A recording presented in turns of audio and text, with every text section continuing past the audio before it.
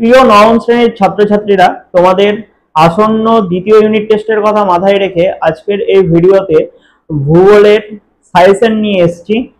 তোমরা যেই বিদ্যালয় থেকে পড়াশোনা করো না কেন, যেমনই প্রশ্ন আসুক না কেন, এই সাজেশন থেকেই প্রশ্ন আসবে, ফুল গ্যারান্টি তোমাদের দিচ্ছি। আজকের এই ভিডিওতে প্রাকৃতিক বিষয়টা নিয়ে আলোচনা করছি। দ্বিতীয় আরেকটি পার্ট হবে, সেখানে কিন্তু আঞ্চলিক পার্ট নিয়ে আলোচনা করব। তো অতএব কথা না বাড়িয়ে প্রশ্নগুলো দেখে নাও। ভূগোল দ্বিতীয় ইউনিট টেস্ট, তোমাদের তৃতীয় অধ্যায় রয়েছে পৃথিবী পৃষ্ঠে কোনো স্থানের অবস্থান নির্ণয়। এই চ্যাপ্টার থেকে যা যা 1 নম্বরের প্রশ্ন আসতে পারে আমি আলোচনা করছি, তোমরা খাতা পেন নিয়ে লিখে নিতে পারো। 1 নম্বর প্রশ্ন, অক্ষরেখার অপর নাম কি? সমাক্ষরেখা। 2, সমুদ্রের নাবিকেরা যে যন্ত্রের মাধ্যমে অক্ষাংশ নির্ণয় করে সেটির নাম কি? সেক্সট্যান্ট যন্ত্র। 3 নম্বর, মোট দ্রাঘিমা রেখার সংখ্যা কয়টি? 360টি। 4 নম্বর, মূল মধ্যরেখার মান কত? 0 ডিগ্রি।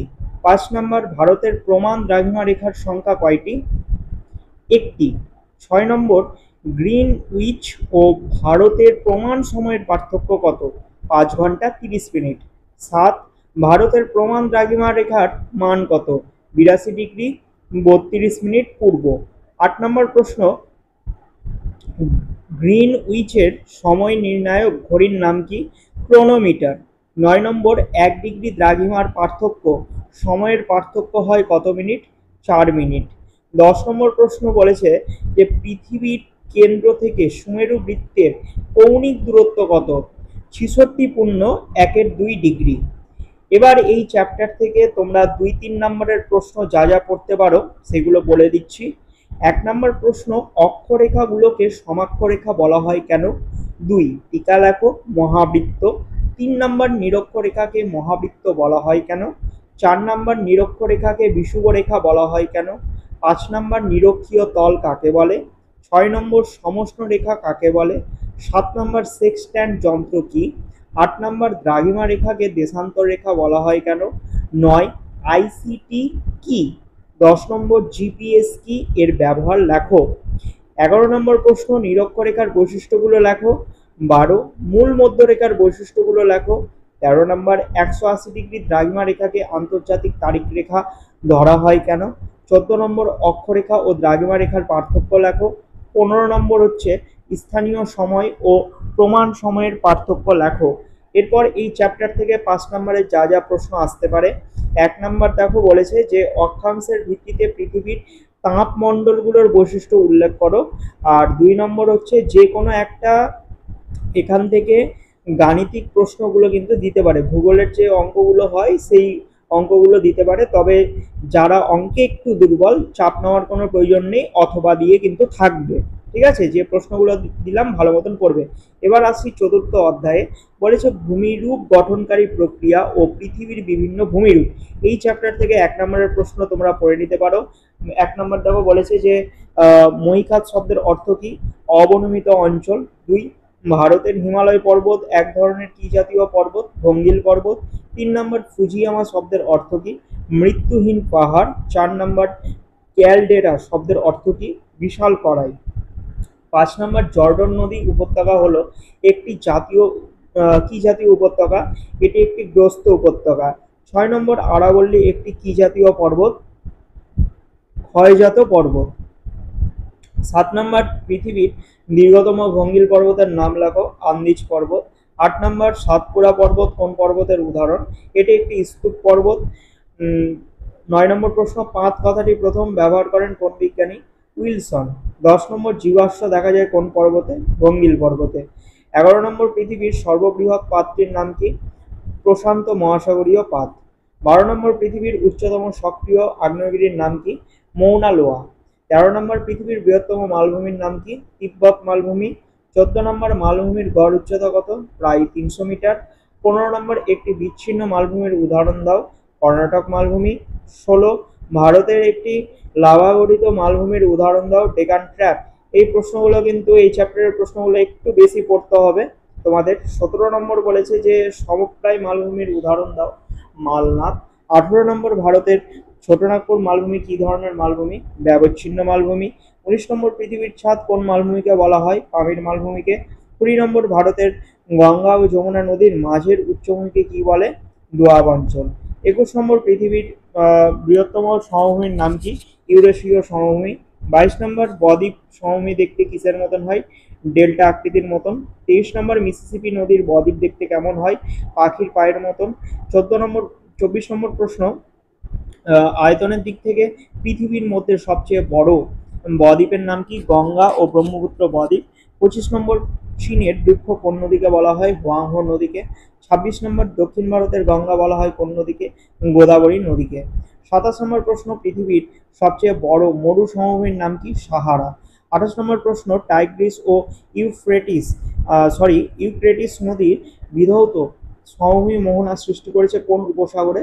পারস্য উপসাগরে।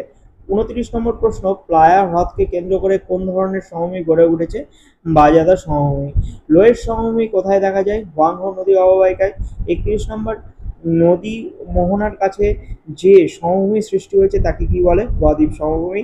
32 নম্বর, বাজাদা গড়ে ওঠে কোথায়? মরু অঞ্চলে। এরপর এই চ্যাপ্টার থেকে তোমরা 2-3 নম্বরের যা যা প্রশ্ন করতে পারো: 1 নম্বর, মৈখাত কাকে বলে? 2 পর্বতগ্রন্থি কাকে বলে? 3 চ্যুতি কাকে বলে? 4 নম্বর, ক্যালডেরা কাকে বলে? 5 নম্বর, প্রশান্ত মহাসাগরীয় আগ্নেয় মেঘলা কাকে বলে? 6 নম্বর, ভঙ্গিল পর্বতে জীবাশ্ম দেখা যায় কেন? 7 নম্বর, মোনারনক কাকে বলে? 8 নম্বর, টিকা লেখো স্তূপ পর্বত। 9 নম্বর, অন্তর্জাত ও বহির্জাত প্রক্রিয়ার মধ্যে পার্থক্য লেখো। 10 নম্বর প্রশ্ন পড়তে পারো, স্তূপ পর্বত ও গ্রস্ত উপত্যকার মধ্যে পার্থক্য লেখো। 11 নম্বর, লাভা মালভূমি কাকে বলে? 12, ব্যবচ্ছিন্ন মালভূমি কাকে বলে? 13, মেসা ও বিউট কাকে বলে? 14 নম্বর, অশ্বক্ষুরাকৃতির হ্রদ কাকে বলে? বা টিকা হিসেবে আসতে পারে অশ্বক্ষুরাকৃতির হ্রদ। 15 নম্বর প্রশ্ন, লোয়েস কি? 16 নম্বর, প্লায়া কাকে বলে? 17, খাদার কাকে বলে? 18, বাজাদা কি? এবার এখান থেকে 5 নম্বরে যা যা প্রশ্ন করতে পারো তোমরা: 1 নম্বর, ভঙ্গিল পর্বত সৃষ্টি সম্পর্কে মহীখাত তত্ত্বটি আলোচনা করো। 2 নম্বর, পাত সংস্থান তত্ত্বের বিচারে ভঙ্গিল পর্বতের উৎপত্তি ব্যাখ্যা করো। 3 নম্বর, আকৃতি ও গঠন অনুসারে আগ্নেয়গিরির শ্রেণীবিভাগ আলোচনা করো। 4 নম্বর হচ্ছে স্তূপ পর্বতের উৎপত্তি চিত্র সহ ব্যাখ্যা করো। এই চ্যাপ্টারে ভালো মতন চিত্রগুলো কিন্তু প্র্যাকটিস করবে তোমরা। 5 নম্বর অধ্যায় রয়েছে তোমাদের আবহবিকার, এটাই তোমাদের সেকেন্ড ইউনিটের লাস্ট চ্যাপ্টার। এখান থেকে 1 নম্বরের প্রশ্ন করতে পারো। 1 নম্বর বলেছে, দেখো, মরু অঞ্চলে যে অববাহিকা প্রক্রিয়া সর্বাধিক কার্যকর হয় তার নাম কি? যান্ত্রিক অববাহিকা, আবহবিকার। 2 নম্বর হচ্ছে, স্বল্পমোচনের জন্য দায়ী মূলত কোন শক্তি? সৌরশক্তি। 3 নম্বর, শীতল জলবায়ুতে যে ধরনের আবহবিকার দেখা যায় তার নাম কি? যান্ত্রিক আবহবিকার। 4 নম্বর, ক্ষুদ্রকণা বিসরণ পদ্ধতির মূল কারণ কি? অসমপীড়ন। 5 নম্বর, জল বরফে পরিণত হলে আয়তনের প্রসারিত হয় কতখানি? মাত্র 10%। 6 নম্বর প্রশ্ন, টেরারোসার রং কেমন? লাল রঙের হয়ে থাকে। 7 নম্বর, বৃষ্টির জলের পিএইচ এর মান কত? 5.5। 8 নম্বর, অ্যালুভিয়াল স্তর কাকে বলে? এই স্তরকে বলা থেকে অ্যালুভিয়াল স্তর। 9 নম্বর হচ্ছে বলেছে যে শুষ্ক বৃষ্টিহীন মরু অঞ্চলে যে মাটি সৃষ্টি হয় তাকে কি বলে? সিরোজেম। 10 নম্বর, হিউমাস তৈরির প্রক্রিয়াকে কি বলা হয় থাকে? হিউমিফিকেশন। 11 নম্বর, পটজল মাটি দেখা যায় কোন অঞ্চলে? শীতল নাতিশীতোষ্ণ অঞ্চলে। 12 নম্বর, মৃত্তিকা ক্ষয়ের একটি মনুষ্যসৃষ্ট কারণের নাম লেখো। বৃক্ষচ্ছেদন। এবার এই চ্যাপ্টার থেকে 2-3 নম্বরের প্রশ্ন তোমরা পড়তে পারো যে আবহবিকার কাকে বলে? 2 নম্বর, স্বল্পমোচন কাকে বলে? 3 নম্বর, তুহিন খণ্ডীকরণ কাকে বলে? বা এগুলোর টিকা হিসেবেও কিন্তু আসতে পারে। প্রত্যেকটা প্রশ্নে কিন্তু উত্তর লেখার সময় ছবি দিবে, ছবি না দিতে গেলে কিন্তু একদম নাম্বার কেটে দিবে, ঠিক আছে? 4 নম্বর প্রশ্ন, টেরারোসা কাকে বলে? 5 নম্বর, শিলায় মরচে পড়ে কেন? 6 নম্বর, রেগুলিথ কাকে বলে? রেগুলিথটা খুব ইম্পর্টেন্ট, টেরারোসা খুব ইম্পর্টেন্ট রয়েছে। 7 নম্বর, কাকেডাম কোথায় আছে? কিভাবে এর সৃষ্টি হয়েছে? 8 নম্বর, কিভাবে মৃত্তিকার উৎপত্তি হয়? 9 নম্বর, সমোন্নতি বরাবর চাষ কাকে বলে? এই প্রশ্নটাও খুব ইম্পর্টেন্ট। 10 নম্বর প্রশ্ন হচ্ছে আবহবিকারের ফলাফল লেখো। এরপর 5 দাগের প্রশ্ন তোমরা পড়তে পারো, উত্তাপের তারতম্যের ফলে কি কি ধরনের যান্ত্রিক আবহবিকার সংঘটিত হয় তার চিত্র সহ বর্ণনা করো। 2 নম্বর, রাসায়নিক আবহবিকারের প্রক্রিয়া সমূহ বর্ণনা করো। 3 নম্বর, মৃত্তিকা সংরক্ষণের পদ্ধতিগুলো বর্ণনা করো। তো এই ছিল আলোচনা। ভিডিওটি যদি ভালো লাগে অবশ্যই একটা লাইক করো। চ্যানেলে যদি নতুন হও চ্যানেলটিকে অবশ্যই সাবস্ক্রাইব করে পাশের বেল আইকনে ক্লিক করো। তোমাদের মূল্যবান মতামত জানাও এবং ভিডিওটি তোমাদের বন্ধুদের মধ্যে প্রচুর প্রচুর শেয়ার করো। খুব তাড়াতাড়ি তোমাদের জন্য আঞ্চলিক পার্টের উপর ভিডিও নিয়ে আসছি।